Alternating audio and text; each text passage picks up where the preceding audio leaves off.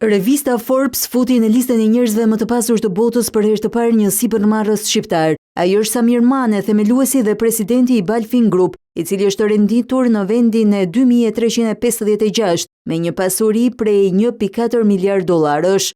Diku tjetër në Europë, Shqipëria ka miliarderin e saj të parë këtë vit me hyrjen e re, Samir Mane, i cili ka ndërtuar një pasuri të vlerësuar prej 1.4 miliard dollar nga investimet në qendra tregtare, dyqane elektronike dhe pasuritë paluajtshme luksoze në mbar Ballkanin.